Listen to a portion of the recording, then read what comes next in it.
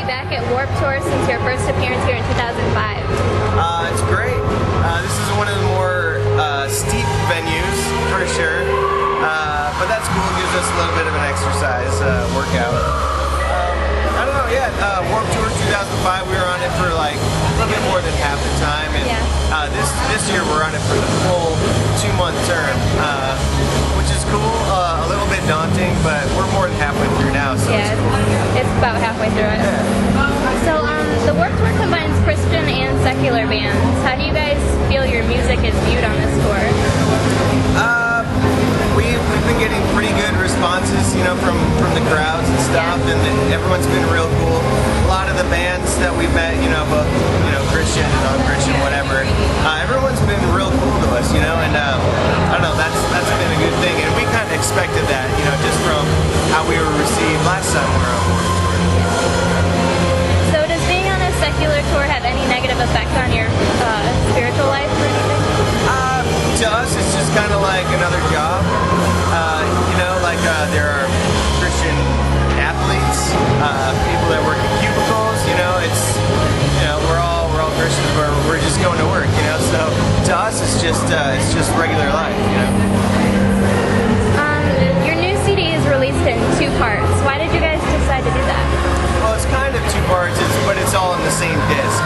It's 13 new songs and 13 old songs. Basically,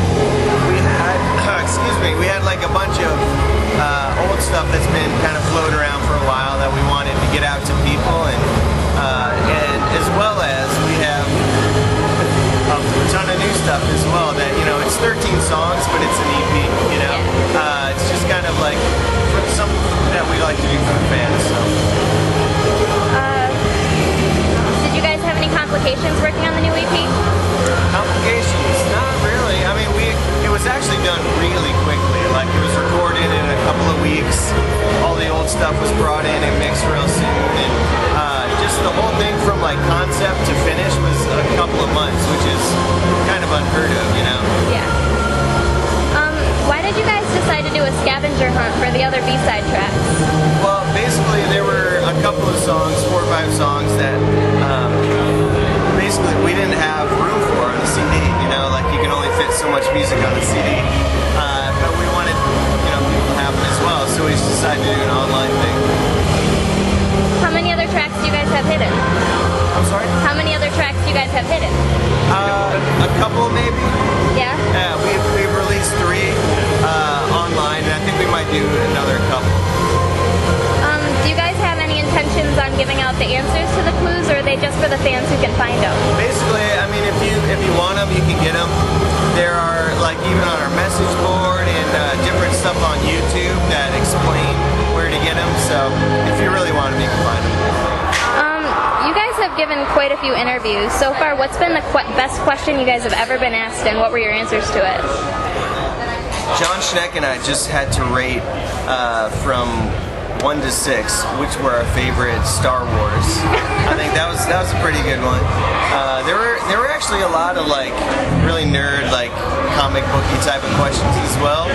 So I'm not huge into comic books or anything, but that was kind of fun. Anything that deals with the new Batman movie?